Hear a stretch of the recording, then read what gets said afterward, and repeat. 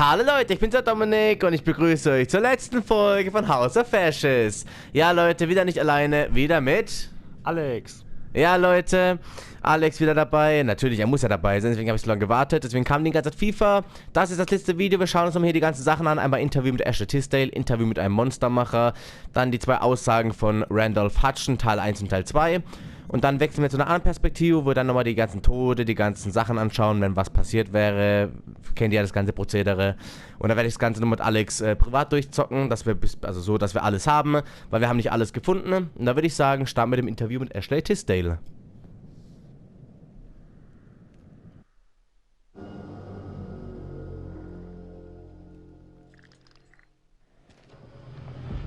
When the queen bitch finds out about this, she's gonna flip her shit. Rachel and I, we know each other. Sir? The queen bitch you're referring to is his wife. Nice work, hotshot. Ashley Tisdale, welcome. Now, Ashley plays Rachel in Supermassive Games' Dark Pictures Anthology's House of Ashes. All right, Ashley, what can you tell me about your character? My character, Rachel, is a CIA operative, and it is taken place in 2003 in the Gulf War, and she is on a mission to find chemical weapons, so she's pretty badass. Wow. This is your first time doing a video game. This is my first time, yeah. Wow, so how does that process compare to maybe the stuff that you've done, on camera before? I think that it's just very obviously a different approach to it. I do a lot of voiceover for animation series, so I would say it's more in line with that because you're in a studio all day and it's like you and the script and then also like some of the other characters, but it's just like kind of going through it really fast versus, one scene on a TV show or a movie could take like an hour to 2 hours. So you're constantly going through it. It's a really long process, but it's cool, it's different. You're wearing like heavy machinery on your head and it's like getting all of your facial expressions. So it's pretty crazy. You can just be like completely like so muscular by the time you're done. Your neck will be. I know. My neck is super strong. Yeah, the strongest neck ever now. Yeah. And how do you prepare for something like that? Then I feel like the script, it's not maybe necessarily you're preparing for particular scenes. Everything is so varied. How do you really kind of get ready for it? I pretty much, obviously read the script beforehand, but I don't spend a lot of time on it like I would another script, like either with a movie or a TV, because it's the same thing of how I approach animations, is that I know when I'm here, I'm gonna be with the director and they're gonna have me do it like multiple different ways because there is multiple different directions the character can go. So if I were to fully prepare, I would maybe like put myself in this like, well, it's got to be this way, and I want to feel free to like be able to have them say, do it more sympathetic and do it more angry. And so I kind of don't fully prepare. I just know who the character is, and as long as I know the intention of what I'm saying, then I'm good. What is it? The guy who served me, I don't know. He was looking at me pretty strange. Probably doesn't get to see a woman like you around these parts very often, especially one that's showered. With any series or film, there's just that one linear path for your character. Yeah. And with this, you have the option of There's living out many the different multiple. arcs. Yeah, how do you kind of keep it all straight or keep a continuity with your character through all that? Honestly, I don't even remember half of it. I think it's just obviously relying on the director, and the guys at Supermassive, they're just really great at knowing where we are in the storyline. And so it's just heavily trusting them. And then, just kind of knowing, that it's just gonna go. I can't, there's just so many different areas that it can go. And I could die in one of the things, and I could become a vampire. I can like live. It's just like, it's so crazy how opposite.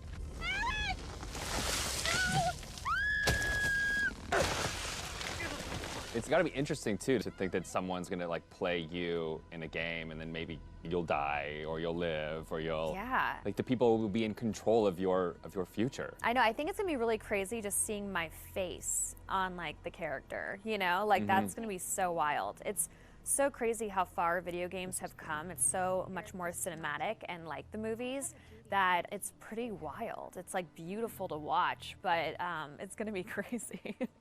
Now, I guess we have a couple rapid fire questions that I'd like to hit you with as well. Okay, ready for this? Okay, ready. so bitten by a vampire or buried alive? Oof. Yeah, bitten by a vampire. Oh, really? Well, then you get to live forever, so, you know. That is true. Okay, I never thought of that element of it. Things that you've shot so far, do you have a favorite scene? I think my favorite scene would have to be probably early on between Rachel and her husband. It's a flashback, and it's them in the car, and it's a moment in time that kind of changes everything. And what I love about it is that it really shows who Rachel was and how it changed her to become who she is today. There's just so much happening in the game that it's just like a moment where it's just like really kind of stripped down and one-on-one, and I think it's a really beautiful scene. What is it? The guy who served me, I don't know, he was looking at me pretty strange. You know, my sole objective, Rach, is to make you happy. Doesn't matter where we are or what we're going through, I'll always put a smile on your face. See? I told you. So how do you get into that? Because I feel like, you know, it's sometimes it's such a sudden change from one scene to the next. So how do you kind of really get into that moment so quickly? I think how we've done it is that we would start off with the earlier stuff. So Okay. it's kind of like you're building to the bigger pieces. And yeah, usually the end of the day, we'll have like the biggest stuff, whether that's us like screaming and fighting, because it obviously drains Yeah. us and our vocals. So, you know, they know to kind of like have us do the whole like action stuff at the very end of the day. They're breaking through the perimeter. You got any bright ideas? Now's the time.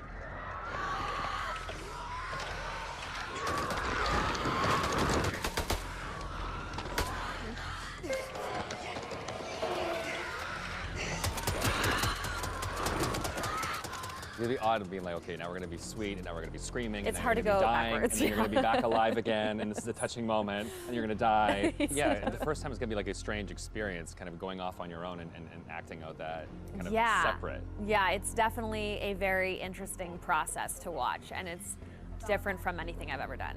Has it been hard to navigate doorways with the camera on? Like, do you find your... Oh, no, I take them off right away. Okay. Anytime I can get a break, because it is a heavy thing, and so it's just like most of the time I'm sitting on the couch with it, like holding the helmet up, because it's like, you know, it's like a weight on your head. So yeah. it's pretty crazy. It's expensive equipment. You don't want to like bang it on a door frame. No. Well, now that they've got you in the game, they can put you in anything. I know. I'm so excited because I've never been able to play something like this. Yeah, okay. Well, that's good. Cool. Thank you.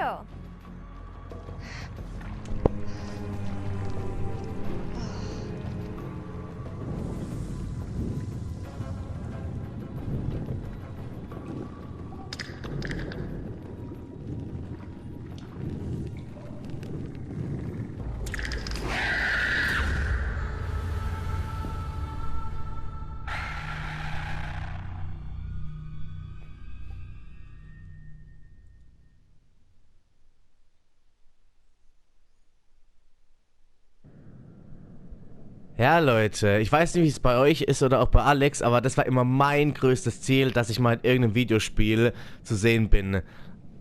Ich weiß, Synchronsprecher oder so Schauspieler, das wäre so geil gewesen. Wie findest du es? Ich finde es auch geil. Ich würde gerne synchron dann sprechen, ja. Ich würde beides machen, aber ich glaube, Charakter wäre sogar nochmal geiler. So, ich weiß nicht, im Resident Evil Spiel oder hier irgendwo, das wäre so geil. Aber gut, dafür muss man erstmal berühmt sein, dass überhaupt passiert. Ey, ihr müsst mal Facecam sehen, oder wie wir das Mikrofon halten, weil mein Mikrofonständer ist kaputt gegangen. Jetzt hatte ich das Mikro nur noch so in der Hand. Aber ich würde sagen, wir gehen weiter zum Interview mit einem Monstermacher.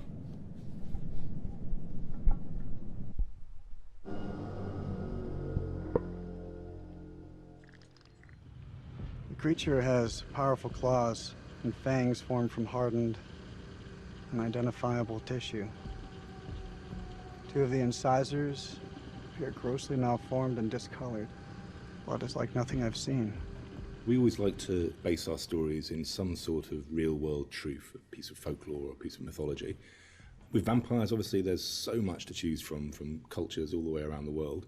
So rather than pick one particular legend, we thought it would be fun to create a monster that ties all of those legends together in some way. So we had an idea for a creature that lives underneath the ground and emerges every few years. Our vampire is actually an alien parasite. It invades a host body. The creatures that you see in House of Ashes, the winged demonic creatures, were actually once a intelligent race of cosmic nomads traveling through the stars on this big generation ship. They somehow picked up this alien parasite and it ravaged through their crew, and their ship went out of control and crash landed into prehistoric Earth, where it was buried under the ground in what is now the Zagros Mountains. Being a parasite, this alien slug needs to find a host body, a living body or a recently dead one. Once it invades that body, it grows inside it, killing the host if host is still alive. And its tendrils reach out into the host's brain and hijack its central nervous system, sort of reanimating it. It then goes on the hunt for blood.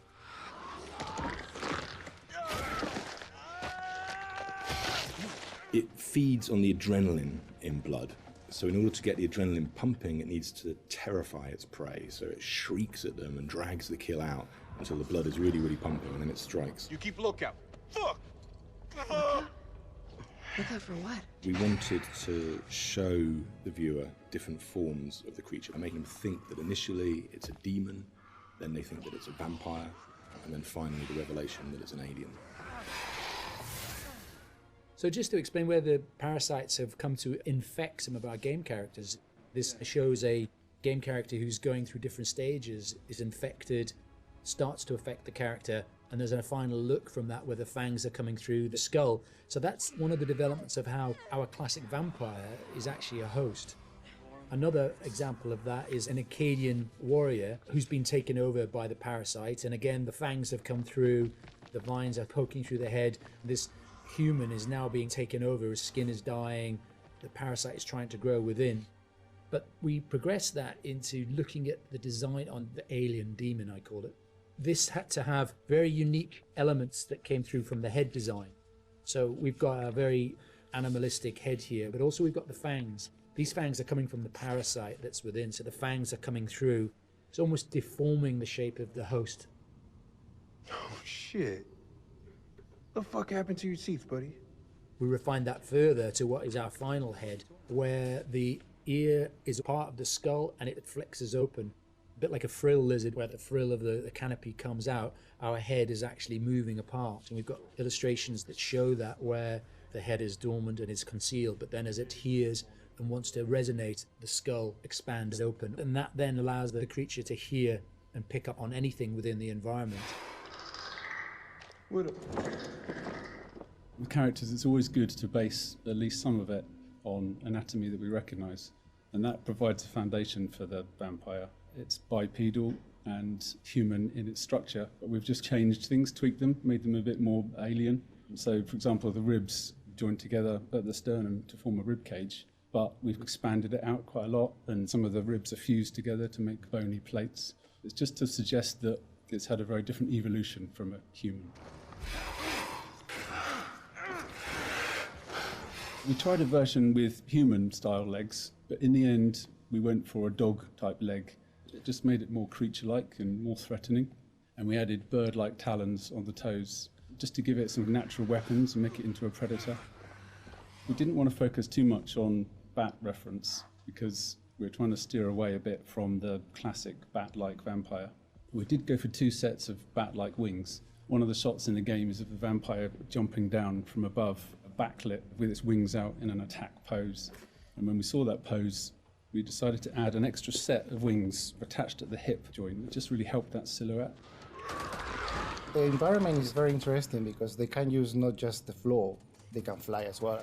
They can walk on the walls, but they've got claws.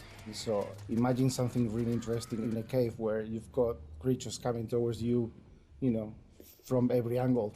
I think that visually is something impactful and very interesting to look at, and scary. One of the interesting parts is the finding of those nuances and details that really bring the character to life. How does it move? How does it behave and act? We had motion capture, and then we had the more traditional computer animation keyframing. On the motion capture side, there were a variety of different setups that we tested. We had arm extensions, and then we had various different leg stilts that our creature actor used.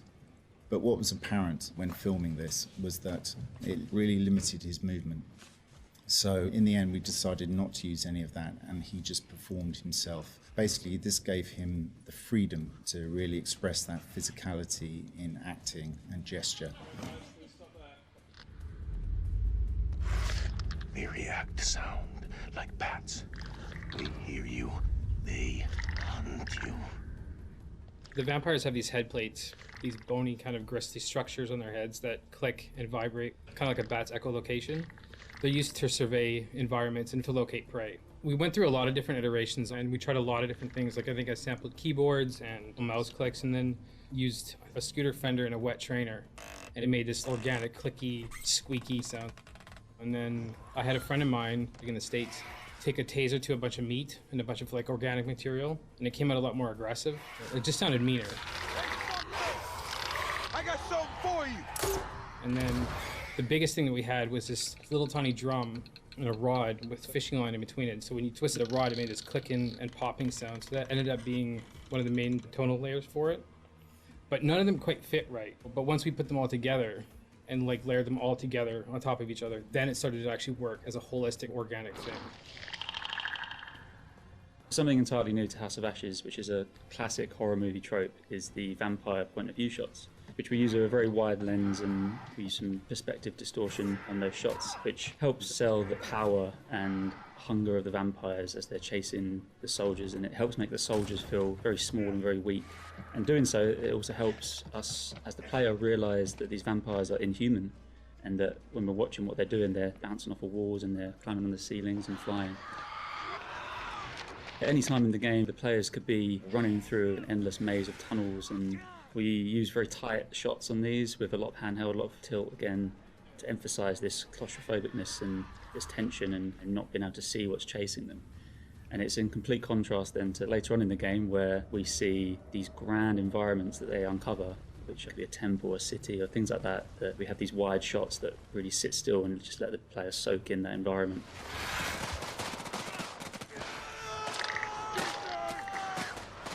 This is the most complex creature that we have ever animated in the studio.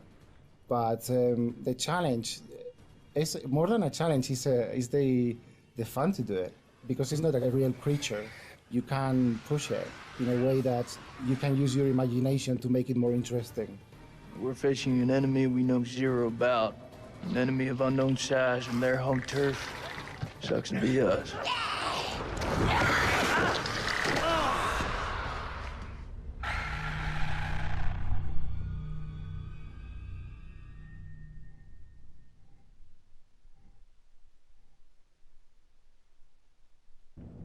Das ist aber geil, da sieht man mal, wie die gemacht werden. Vor allem, was ich am geilsten fand, ist dieser Klang mit diesem Seil. Ja.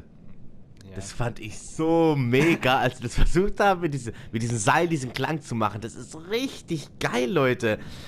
Dieses hinter der Kulissen ist halt richtig geil.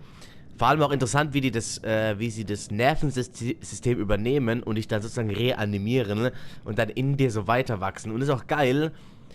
Man hat irgendwie gewusst, dass es ein Alien ist, aber dass ein Alien-Parasit ist, wusste ich jetzt auch nicht. Man hat gesehen, dieses Raumschiff, wie das da in die Erdumlaufbahn geflogen ist.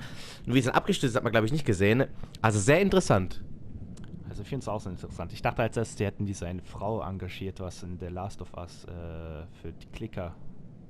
Ja, genau, weil in The Last of Us gab es ja auch diese Klicker, die sich ja auch so angehört haben. Ja, da war auch seine Frau, die es dann gemacht hat. Aber ja. Haben sie...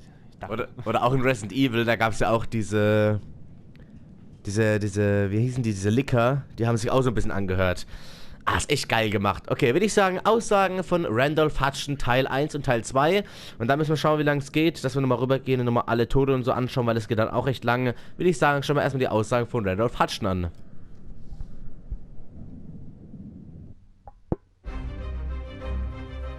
»24. September 1945. Wenn man eine Einladung von Lady Bradshaw erhält, nimmt man an. Mary und ich wollten eigentlich in die Flitterwochen, aber die Chance, mit einer der besten Altertumsforscherinnen Großbritanniens zu dinieren, mussten wir nutzen. Bradshaw trug eine Brosche, die Mary sofort ins Auge fiel. Ein sumerisches Relikt aus einer Ausgrabungsstätte im haschemitischen Königreich im Irak. Nach dem Essen zeigte sie uns einen anderen Fund aus derselben Grabung. Eine goldene Keilschrifttafel. Sie meinte, die Tafel sei das letzte Puzzleteil ihres Lebenswerks. Eine Karte, die zum Grab von Alexander dem Großen führen soll. Wenn sie recht hat, befindet sich das Grab irgendwo an der Grenze zwischen Syrien und dem Irak. Lady Bradshaw will, dass wir die Expedition für sie leiten. Es scheint, dass wir unsere Flitterwochen in einer staubigen Ausgrabungsstätte im Sargos-Gebirge verbringen werden. 2. April 1946. Unser Team ist zusammengestellt. Ganz oben auf meiner Liste stand mein alter Kriegskamerad, Captain Sherman Crow, die Bulldogge von Omaha Beach. Wir haben ihn in Kairo entdeckt, als er sich in einem levantinischen Club für Geld prügelte. Crow empfahl Arthur Pullman, einen erfahrenen Vorarbeiter bei Ausgrabungen. Und in Haifa haben wir meine Assistentin, die allzeit wissensdurstige Aline Journeau, aufgesammelt. Lady Bradshaw bestand auf der Anwesenheit ihres eigenen Ratgebers Alice van Houten, einem Archäologen, dessen schlechter Ruf ihm vorauseilt. Da unser Team jetzt vollständig ist, werden wir in den Libanon aufbrechen und von dort den Zug nach Bagdad nehmen.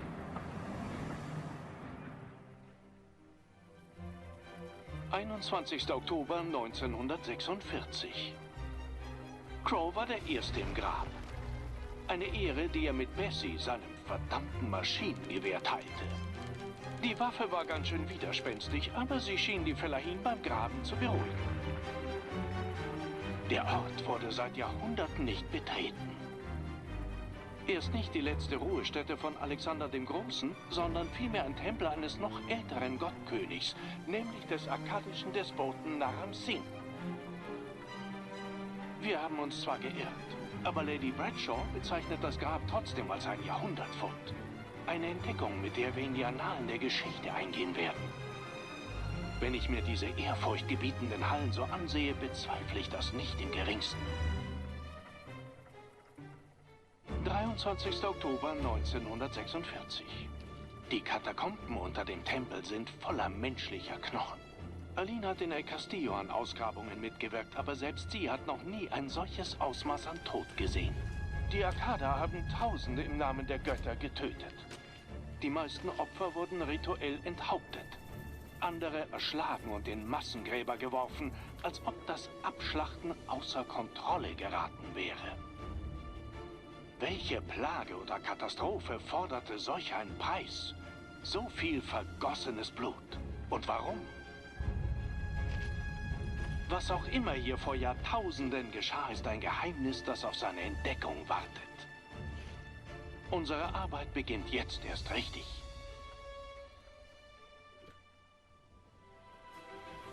»7. Dezember 1946. Unsere Funde sind so spektakulär, dass ich nicht widerstehen konnte und den Champagner geöffnet habe.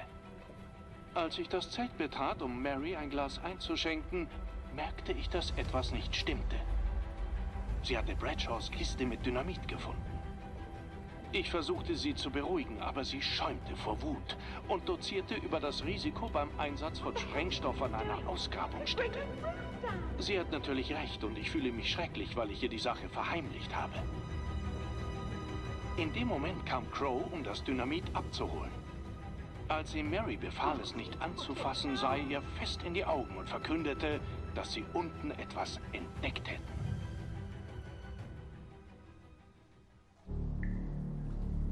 Der Gestank des Todes hing über dem Abgrund und überall lagen Leichen, die über und über mit Fliegen bedeckt waren. Crow glaubt, dass hiesige Banditen ihre ausgeraubten Opfer hier herunterwarfen. Diese unglückseligen Wanderer tun mir leid. Die Angst, die sie gespürt haben mussten, als sie ihrem Verderben entgegentaumelten. Doch das war nicht das, was er uns zeigen wollte. Ein schauerliches Licht durchdrang die Felsen. Als Mary fragte, was es war, nickte Bradshaw Crow zu und dieser öffnete die Kiste mit dem Dynamit. Sie meinte, sie würde es herausfinden.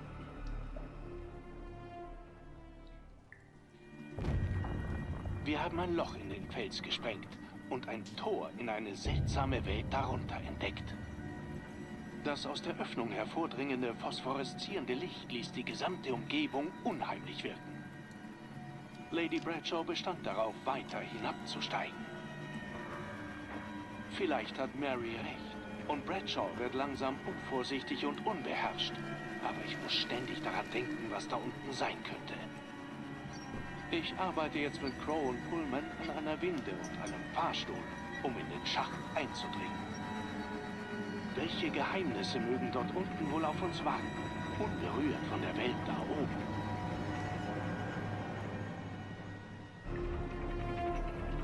(13. Dezember). Crow, Bradshaw und ich begaben uns mit dem Fahrstuhl nach unten. Bei unserem Aufbruch überraschte mich Bradshaws Stimmungswandel. Sie wirkte besessen, fast manisch angesichts unserer neuen Entdeckung. Als wir den Boden erreichten, entfuhr Crow ein Fluch.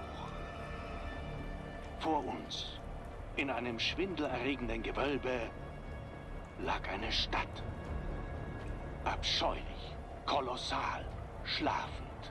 Eine riesige Struktur, erbaut in einer uralten, menschenfremden Zeit. Der Anblick überwältigte mich und ich sank auf die Knie.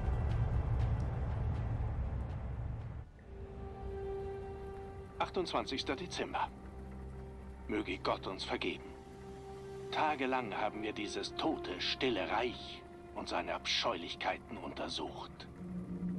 Nun ist meine liebe Mary ein Opfer dieser Schrecken geworden. Crow fand sie bewusstlos in der Sternenkammer, ihre Notizen um sie herum verstreut.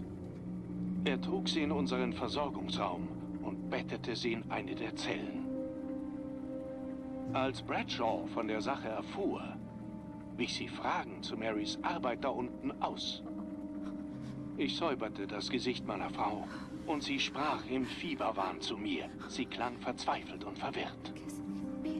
Ich werde über sie wachen. Sobald ihr Fieber nachlässt, werden wir diesem verfluchten Ort entfliehen.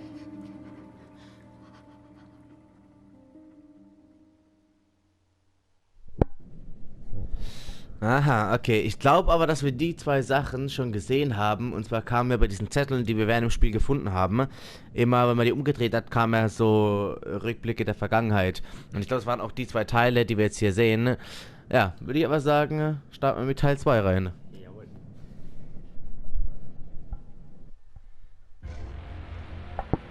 29. Dezember. Pullman meint, dass das Funkgerät sabotiert wurde. Die Arbeit eines Experten. Es wurden wichtige Drähte durchtrennt. Jemand will uns von der Welt da draußen abschneiden. Aline kämpft in der Resistance, doch obwohl sie dazu in der Lage wäre, weigere ich mich zu glauben, dass sie dafür verantwortlich ist.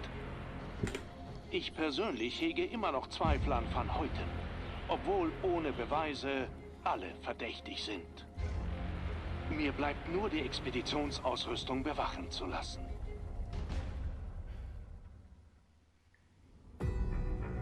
(30. Dezember). Marys Zustand verschlechtert sich. Heute Abend erwachte ich aus einer erschöpften Benommenheit, nur um Lady Bradshaw vorzufinden, wie sie meine Frau mit weiteren verdammten Fragen quälte. Mary murmelte etwas von geflügelten Dämonen. Daraufhin leuchteten Bradshaws Augen auf und sie fragte, ob Mary diese Dämonen gerade spüren würde. Von ihrem Delirium gepackt, schlug meine Frau um sich und klammerte sich an Bradshaws Brust. Lady Bradshaw zog sich zurück. Und nach einer Weile konnte ich meine Frau beruhigen.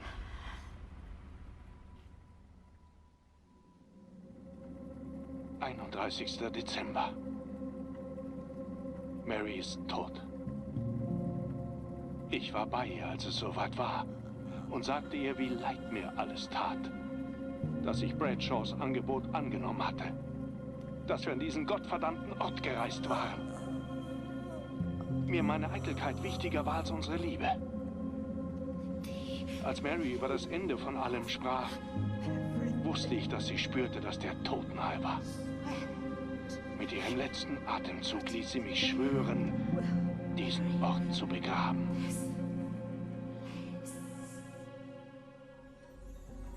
(21 Uhr). Etwas Schreckliches ist geschehen. Als ich bei meiner Frau saß, bemerkte ich etwas in ihrer Hand. Lady Bradshaws Brosche. Sie muss sie abgerissen haben, als sie nach ihr schlug. Ich drehte die Brosche um und stellte fest, dass sie aussah wie die Kreaturen, die wir aus den Kokons geborgen hatten. Waren das die Dämonen, von denen Mary gesprochen hatte? Hatte Bradshaw die ganze Zeit über gewusst, was wir hier unten finden würden? Dann bewegte sich Marys Leichnam. Aber es war nicht meine Frau. Etwas Unmenschliches hatte von ihr Besitz ergriffen. Es sprang mich an und nur die Gitterstäbe der Zelle retteten mich vor seiner Raserei.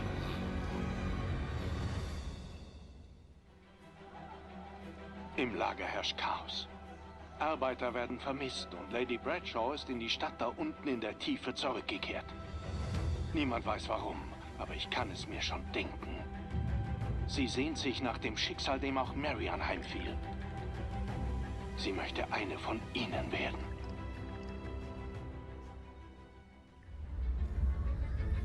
»1. Januar 1947, 1 Uhr.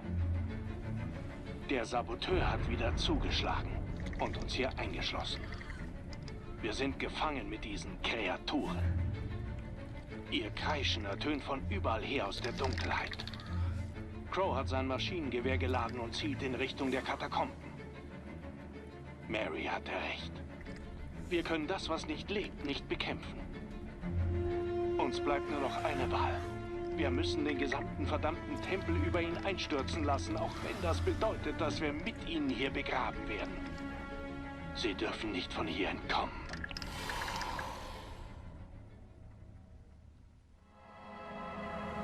Wenn dieser Tempel fällt, werden meine Frau und ich Seite an Seite begraben. Wenigstens das schulde ich ihr. Das Porträt, das ich in meiner Uhr bei mir trage, zeigt die Mary, an die ich mich erinnere. Nicht dieses Ding in der Zelle.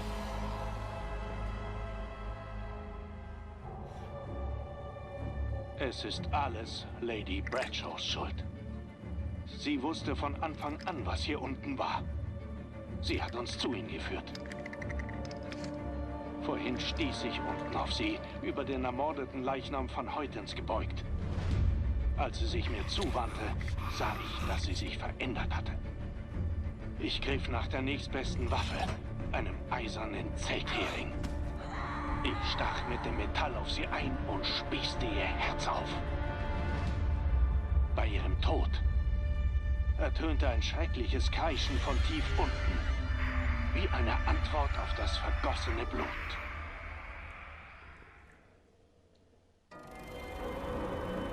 Sie kommen. Wir müssen es hier beenden. Mit Feuer und Pulverdampf. Wenn mir noch genug Zeit bleibt, wird es meine letzte Handlung sein, dieses Tagebuch auf Band zu sprechen.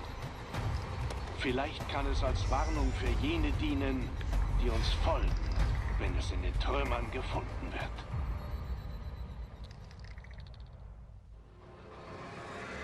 Die Knochen dieses Tempels sind blutgetränkt. Wir haben unentdecktes Gebiet betreten und etwas Uraltes und Böses aufgeweckt. Eine Blasphemie, die unbeschreibliche Form und Gestalt angenommen hat. Äonen haben wir als Kinder dieser Welt gelebt, nicht gewahr des Schreckens, der unter unseren Füßen schlummert. Nun haben wir blind die Tore zum Wahnsinn aufgestoßen.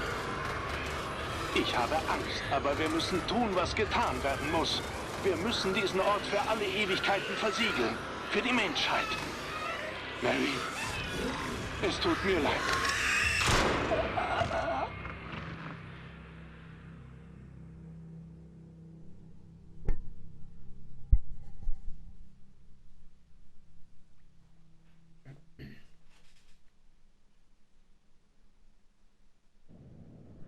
Ja, okay. Ich weiß ja nicht mehr, wie jetzt alle die in Verbindung stehen. Also eins weiß ich, dass dieser Randolph und diese Mary ja verheiratet sind. Nur was dieser Lady Bradshaw und dieser Crow miteinander haben, keine Ahnung. Aber interessant, ich glaube, es war wirklich diese Teile, die wir gesehen haben in dem ganzen Spiel. Ja, jetzt ist halt die Frage, ob wir jetzt noch weitermachen und noch die anderen Sachen angucken. Ich denke schon, oder? Sollen wir das durchziehen? Jawohl. Aber kurz eine Frage. Hat der Typ sich jetzt erschossen am Ende? Das klang so. Das klang so, als hätte er sich erschossen. Das kann sein, weil er wollte es ja eigentlich so machen, dass er das alles hochjagt mit sich, dass er vergraben wird. Und das hat er nicht gesagt, deswegen hat er gesagt, es tut mir leid, deswegen kamen wir und haben dann am Ende alles hochgejagt. Ich denke, so könnte es dann gewesen sein. Ja, Leute, dann würde ich sagen, sehen wir uns dann gleich wieder, wenn wir in einem anderen Screen einfach, bis gleich. Ja, Leute, es gibt ein kleines Problem. Alex muss noch ein paar Sachen erledigen und das würde 1:28 gehen. Ich habe euch jetzt einfach mal unten in der Videobeschreibung den Kanal von Ane, also von Viel Gaming TV, verlinkt, beziehungsweise das Video von ihm. Wenn ihr das anschauen wollt, könnt ihr das da anschauen. Wir haben jetzt die 4 Sachen geschaut, die hat er, glaube ich, nicht angeschaut. Er hat, glaube ich, nur die ganzen Tode und Enden angeschaut.